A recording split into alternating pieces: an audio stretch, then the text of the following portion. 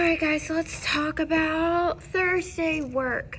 So as of today, you should be starting your graphic organizer for the argumentative essay. It is due on Friday, so make sure that you're doing that.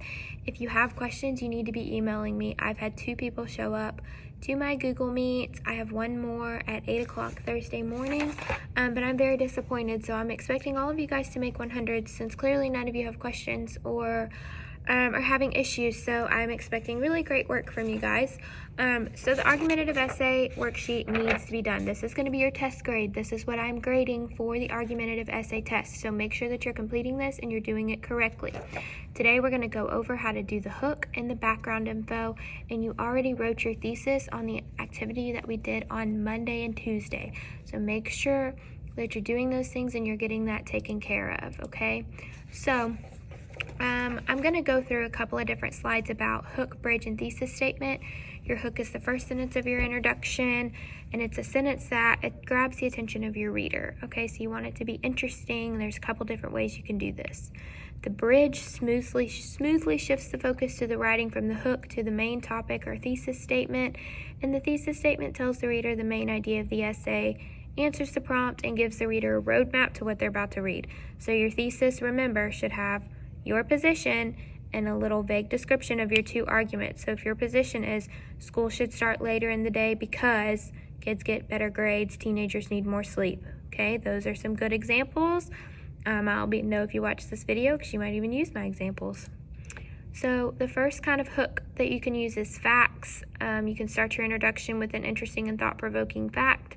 So you may use a fact about how teenagers statistically need more sleep because your brains are developing, things like that. That might be something interesting to use. I'm sure you can find some of that in the sources that I gave you on Monday. You're also going to have your snapshot. It's going to describe something that is important in your essay in some way.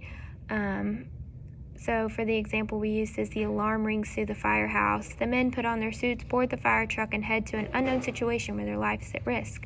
Thesis statement, being brave can be the difference between life and death.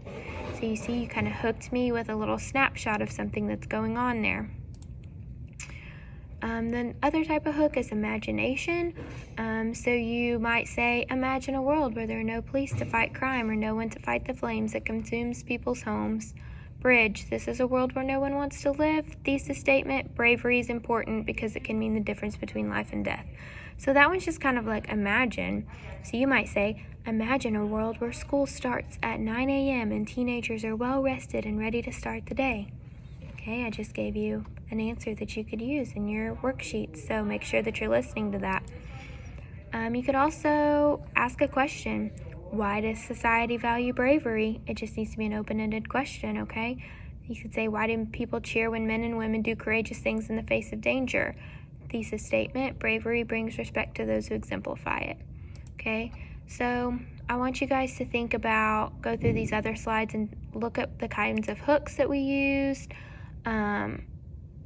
We used the animal testing example in these hooks. You are not writing an essay about animal testing. You are writing an essay about whether school should start later in the morning. If you write an essay about animal testing, I'm going to give you a 0 because you didn't follow directions. So make sure that you're doing that. So I'm going to kind of walk y'all through the introduction a little bit. Decide what kind of hook you want to use. Your background info is your bridge.